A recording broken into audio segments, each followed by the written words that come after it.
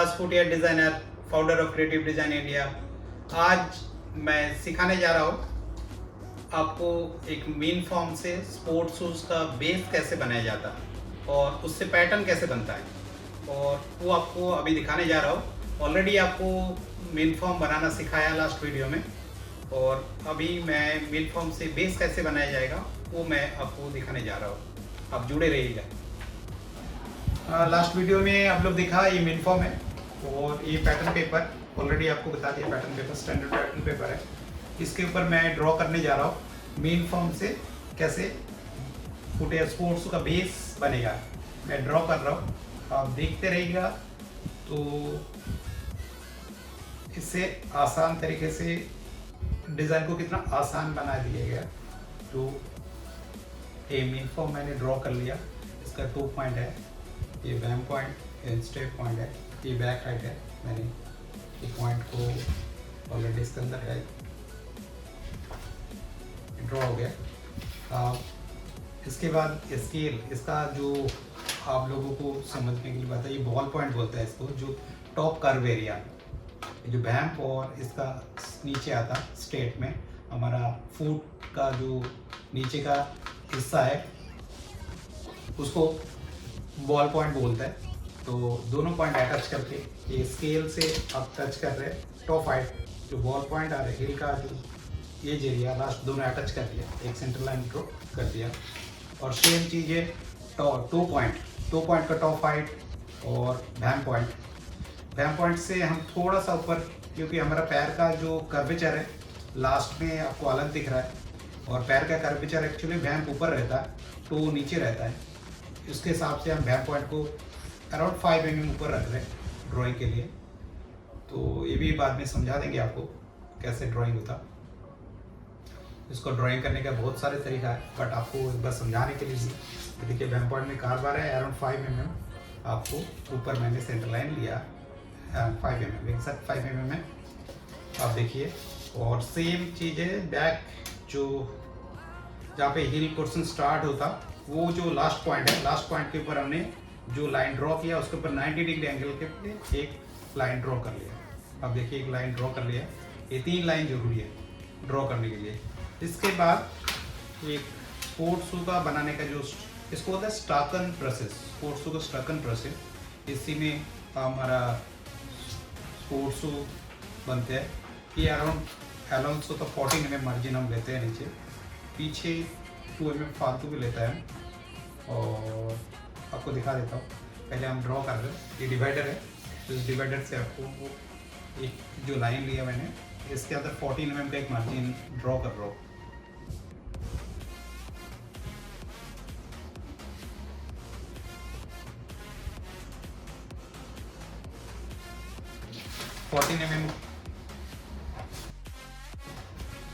अब देखिए मैंने इसको, आपको लाइन में पे ज़्यादा दिखेगा नहीं, बट अराउंड आप लोग को जब करेंगे तो आपको क्लियर पता चलेगा। तो 14 mm मार्जिन, इसलिए जो लास्टिंग अलाउंस है बेसिकली जब जूते बनेंगे आप लोग प्रैक्टिस करेंगे तभी पता चलेगा ये लास्टिंग अलाउंस है बेसिकली। ये मैंने ड्रॉ कर दिया। अब हमारा एक्चुअल ड्राइंग करने के लिए अब एक टो पार्ट है। हम यहाँ से टो कैसे बनाएंगे और एक जूते बनाने का स्टाइल आपको आप सिखा रहा हो, इसको ध्यान से देख के रहना। ये सबसे बैम पॉइंट से नीचे हमारा जूते का अकॉर्डिंग टू जूते का लुक हम ड्राइंग करते हैं, बट ये पॉइंट को ध्यान रख के हमें ड्राइंग करना है। बैक हाइट इतना कहाँ तक लेना है, जूते का कहाँ तक, ये सारे पॉइंट नोट करके उसके बाद आप फ्री हो, जहाँ से मर्जी जैसे मर्जी डिज़ाइन बना सकते हैं। फर्स्ट ये 2 पॉइंट है, 2 से मैंने 4 mm ऊपर 5 mm ऊपर ले रहा है। क्यों ले रहा है ये भी बता देंगे आपको। ये क्योंकि स्ट्रेच होता है कपड़े के अंदर, ये पेपर है फट जाएगा, स्ट्रेच नहीं होता, कपड़े स्ट्रेच होता है, इसलिए ये 2 पॉइंट बोलता है। ये ड्राइंग कर रहा हूँ। और अब देखिए यहाँ पे ऐसे के लिए आप जूते का ड्राइंग आप देखते रहना। और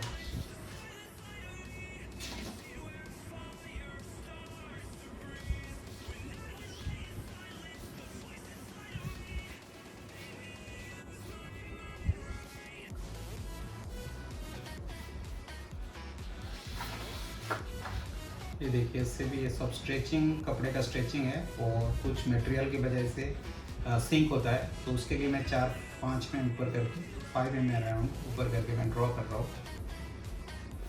तो सारे पॉइंट इसलिए बता रहा हूँ, हर पॉइंट नोट करते रहिएगा आप लोग, जो किस लिए मैं क्या काम कर रहा हूँ। जब इसका कंप्लीट नेक्स्ट वीडियो में दिखाऊंगा आपको, जो कैसे ये ड्राइंग के बाद कंप्लीट इसका आकार, जूते शूज़ आकार कैसे बनाया जाता, उसमें आपको पता चल जाएगा ये मार्जिन क्यों ले रहा हूँ, वो आगे आगे पता चलते जाएगा आपको।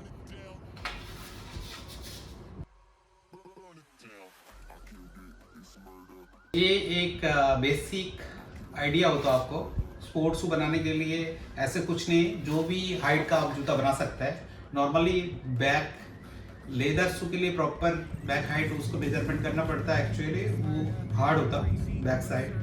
स्पोर्ट्स शू के लिए आप कैसे भी हाइट यूज़ कर सकते हैं अकॉर्डिंग टू योर लास्ट। आप जो लास्ट यूज़ कर रहे हो उसका कितना हाइट है, उसके अकॉर्डिंग आप शूज़ बना सकते हैं।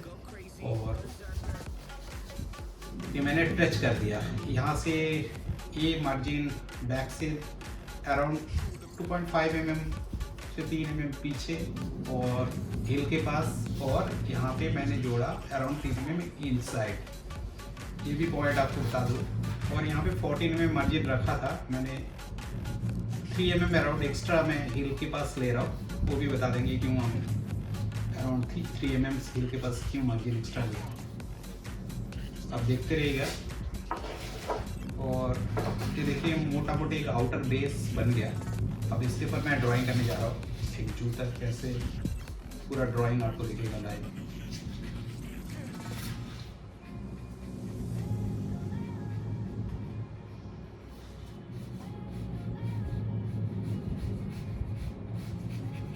जैसे मर्जी डिजाइन आपका जो इच्छा लुक बना सकते हो, स्टाइल कर दे सकते हो।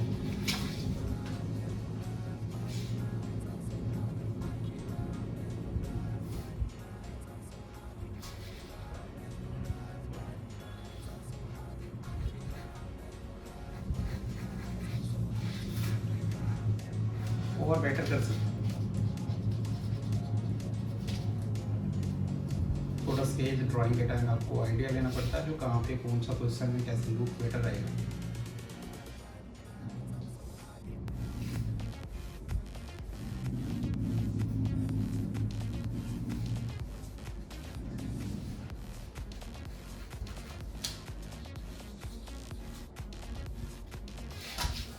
टो पार्ट और टो दिख रहा है पूरा। एक जूता पहनते हो तो इस टाइप का शूज आप लोग परचेज मार्केट से ऑलरेडी करते हैं, तो उसका टॉप का पार्ट कैसे ड्राइंग होता है ये आपको मैंने दिखा दिया। और बेसिकली काउंटर सिंपल डिज़ाइन पहले आप लोगों को सिखा दो, जूता कैसे इजीली बनता है। इससे बाद बीच में आप कुछ भी यूज़ कर सकते हैं, कैसे भी जूता बना सकते हैं, शूज़ कैसे भी स्पोर्ट्स बना सकते हैं।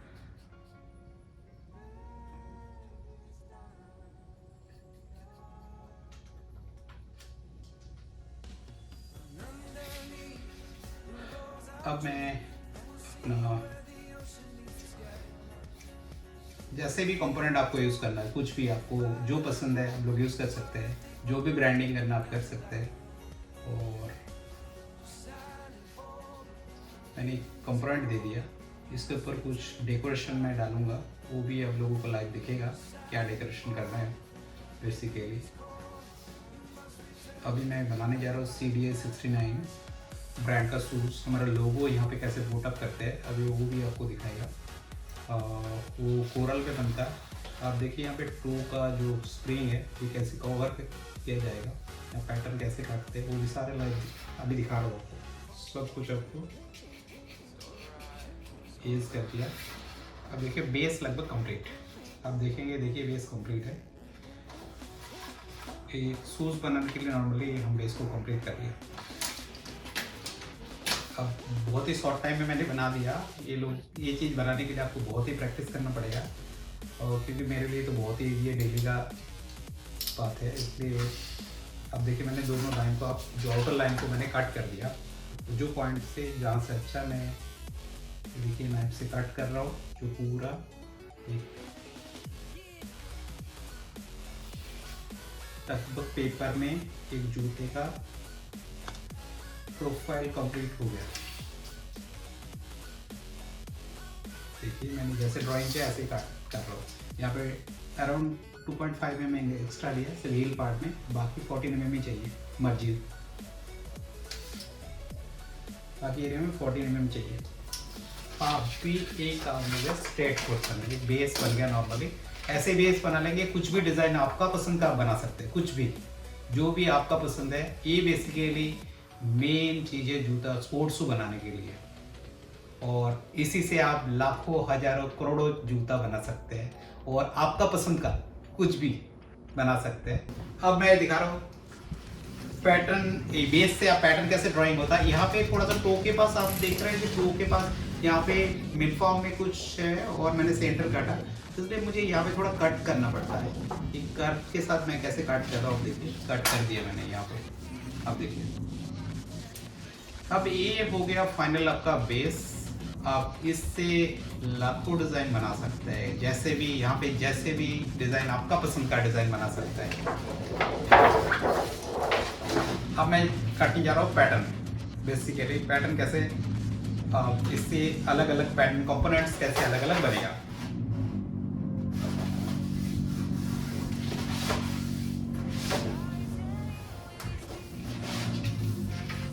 अब देखिए टो, पहले हम अगर टो को काट करते हैं तो कैसे काट कर रहे हैं, ये फोल्ड करते हैं। अभी अलग अलग कंपोनेंट आपको दिखेगा, क्योंकि अभी तो मैंने एक ड्राइंग दिखाया।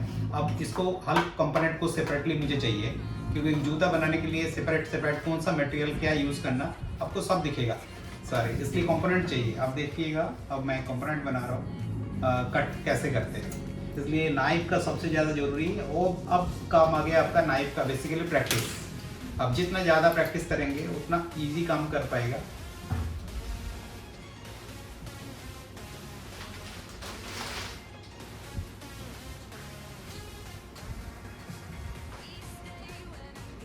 पहले काट रहा हूँ टो का पैटर्न कैसे बनता है। और मुझे दिख रहा है नाइफ में आप लोगों को समझ नहीं आया तो तभी मैंने आपके अकॉर्डिंग थोड़ा ड्राइंग कर दूँ टो पैटर्न कैसे।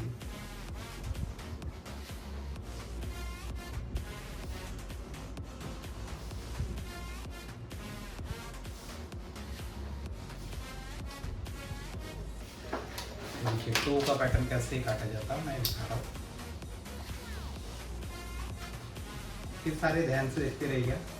शीशे कंपोनेंट कैसे का, इसी के लिए आपको प्रैक्टिस जरूरी है। ये नाइफ स्पेशली डिज़ाइनिंग के लिए, बार बार मैंने बोला ये नाइफ स्पेशली डिज़ाइनिंग के लिए होता है। और देखिए ये देखिए टो का पैटर्न बन गया आपका, यही है बेसिकली टो पैटर्न। इसको सेंटर में हम डाल दिया, ये टो का पैटर्न हो गया। नाइफ का थोड़ा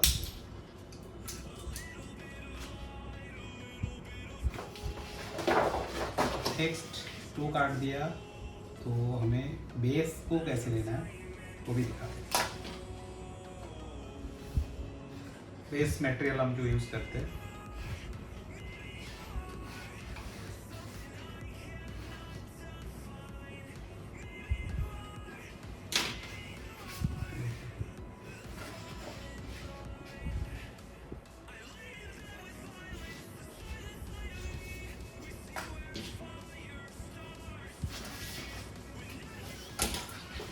अभी तो मैंने बेस को कट कर रहा हूँ।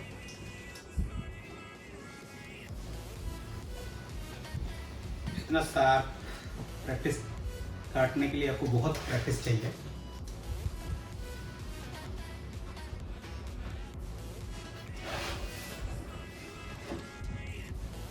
सिर्फ प्रैक्टिस चाहिए, आप कट इजी कर सकते हैं।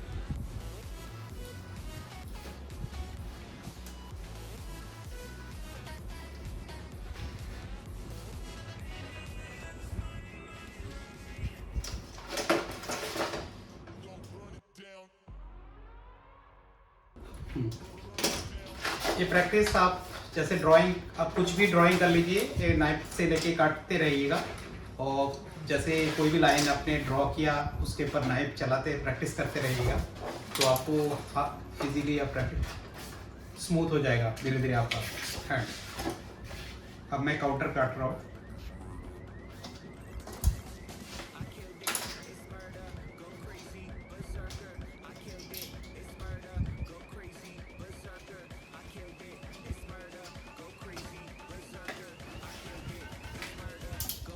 मुझे लाइन दिख रहा है तो इसलिए मैं काट दिया इजीली, तो आप लोग को भी दिखेगा।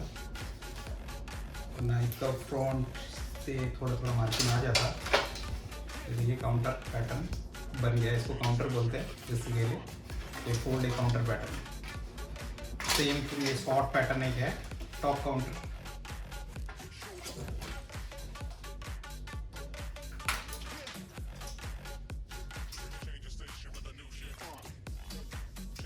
सारे कंपोनेंट को अलग करना बेसिकली इसका मीनिंग है, जो बेस से सारे पैटर्न को अलग करना है और एक एक कंपोनेंट को बिल्कुल अलग करना है। एक जूते बनाने के लिए कितना सारे कंपोनेंट होता, इतना आसानी से जूता बनता नहीं है, आपको पता चलेगा। जो अब इसको नीचे तक क्यों लिया था?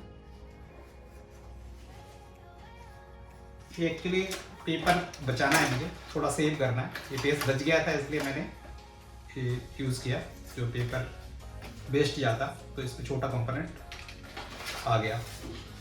अब हमें इसका निकालना है यू का पैटर्न।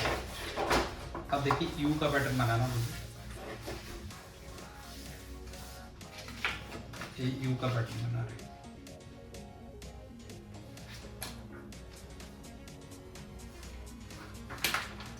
ड्रॉ किया,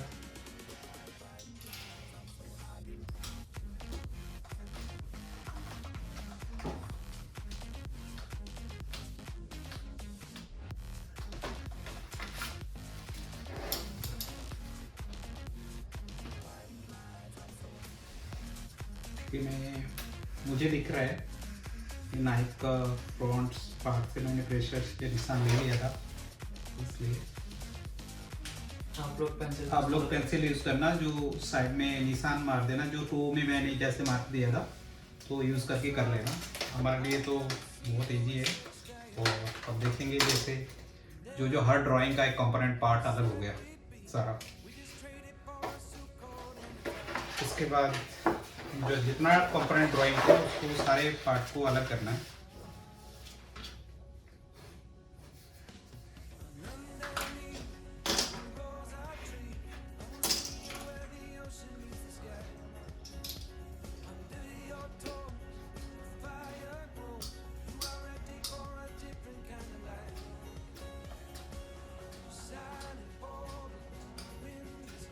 आप लोग दूसरे तरीके से यूज़ कर सकते हैं, मार्के निकाल सकता है। बहुत सारे डिज़ाइनर क्या करते हैं, बेस पे कट करते हैं, वो भी मैं दिखा देता हूँ। पेंसिल लगा के मार्किंग करते हैं, वो कंसेप्ट भी काफ़ी सारे डिज़ाइनर यूज़ करते हैं। ये सबसे इजी प्रोसेस बोल के मैंने कर रहा हूँ। वो क्या करते हैं, यहाँ पे ऐसे नाइफ यूज़ करेगा तो इसके ऊपर पेंसिल को रफ जैसे है ड्राइंग करेगा, ऐसे करेगा मार्किंग के लिए। नॉर्मल डिज़ाइनर ऐसे यूज़ करते हैं, बाकी मैं कभी किया नहीं है ऐसे, मेरा ज़रूरत नहीं पड़ता। ये कंसेप्ट पे भी आप मार्किंग यूज़ कर सकते हैं उसके ऊपर प्रैक्टिस के लिए आप लोगों को, क्योंकि उसके ऊपर पेंसिल चलाना आसान हो जाता है। जैसे कंपोनेंट के ऊपर पेंसिल चलाना आपको आसान हो जाएगा। इस प्रोसेस से भी आप काम कर सकते हैं, क्योंकि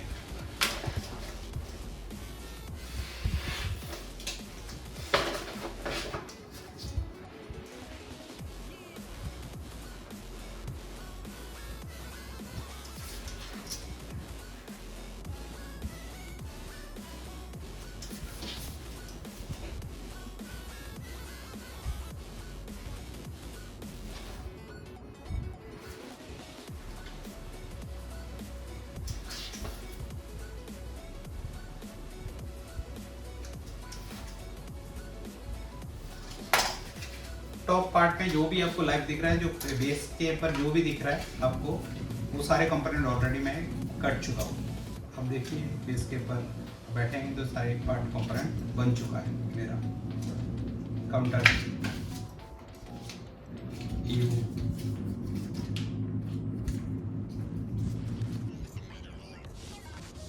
सिर्फ आपको ये चीज़ सीखने के लिए मैंने दिखा रहा हूँ। आप प्रैक्टिस कर सकते हैं, ये बेस प्रैक्टिस कर लेंगे तो इसके ऊपर आप कुछ भी बना सकते हैं। देखिए सारे मेरा लगभग पैटर्न कंप्लीट है। इसका इनसाइड कुछ पैटर्न होता और कुछ बनाने के लिए कुछ पैटर्न और एक्स्ट्रा जरूरत होता है वो भी पैटर्न मैं दिखा देता हूँ आपको। तो देखिए पहले एक स्किन फिट कैसे बनाया जाता, इसके लिए स्किन फिट क्या होता वो भी बाद में बता देंगे। स्किन फिट क्या होता,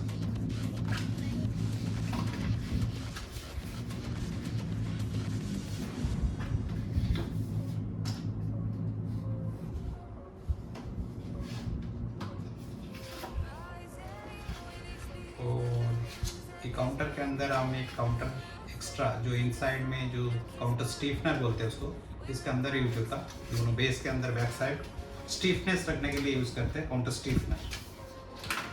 ये बेसिकली अराउंड यूज़ करते हैं हम लगभग ये भी स्किन फिट का margin around 10 to 12 mm use रख सकते हैं नीचे, अराउंड 12 mm मार्जिन हम रख सकते हैं।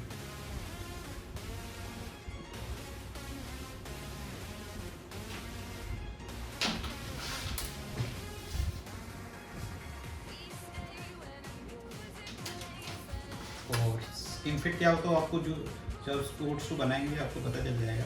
आपका एक लाइनिंग होता है जो बैक साइड में यूज होता है,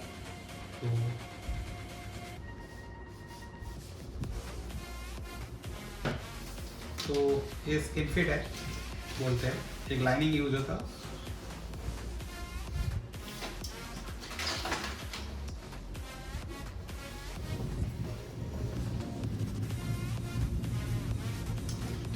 स्किन फिट इसलिए बनाया के दिखाया आपको।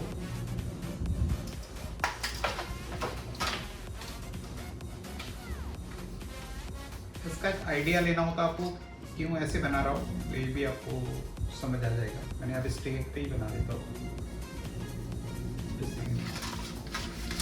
ये आपको बाद में जब प्रैक्टिस करते रहेंगे आपको पता चलेगा। ये बैक साइड का बैक लाइनिंग का पैटर्न है, इसका बैक साइड में इनर साइड में जब बनता है ये यूज़ होता है। और आपको कुछ फ्रंट में एक मटेरियल यूज होता है थोड़ा स्टिफनेस के लिए, स्पोर्ट्स में स्पेशली जरूरत पड़ता है, उसको बोलता है टोप अप। इसके लिए टोप अप यूज होता है।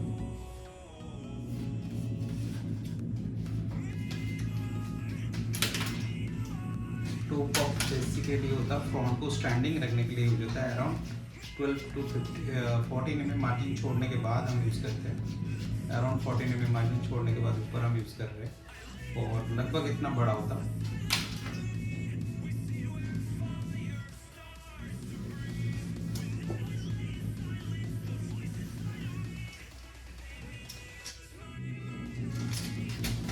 इसको बोलता है पिंग पंप।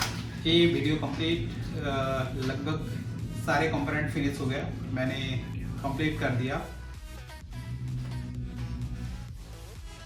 टोप अप बोलते हैं, टोप अप बेसिकली टोप अप टो के इनर साइड में यूज होता।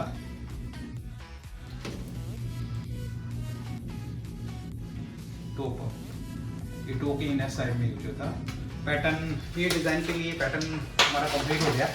इसके जो जो कंपोनेंट आपने काटा सारे आपको दिखा दिया। ये बेस फर्स्ट पहले मैं ड्राइंग किया, उसके बाद बेस मेन फॉर्म से बेस कैसे ड्राइंग किया वो भी लाइक दिखा दिया आपको। और उसके बाद आपको कंपोनेंट कैसे एक एक कंपोनेंट कैसे निकाला वो भी सारे सब कुछ आपको दिखा दिया। अब कंपोनेंट में इसको टो बोलते हैं, टो ये काउंटर,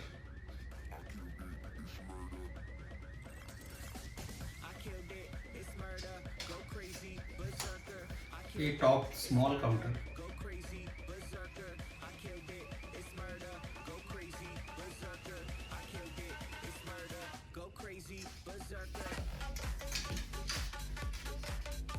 साइड कंपोनेंट,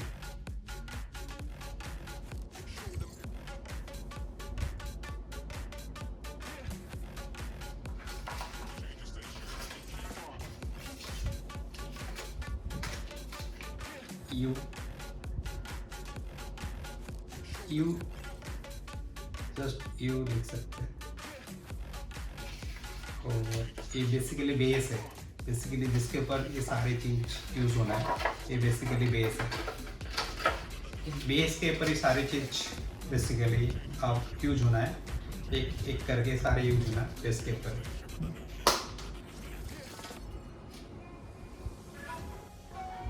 आप लोग जुड़े रहिएगा। इस बेस से कैसे अपर कंप्लीट बनेगा, ये कंप्लीट अपर बना के अभी आपको नेक्स्ट वीडियो में दिखा देंगे आपको।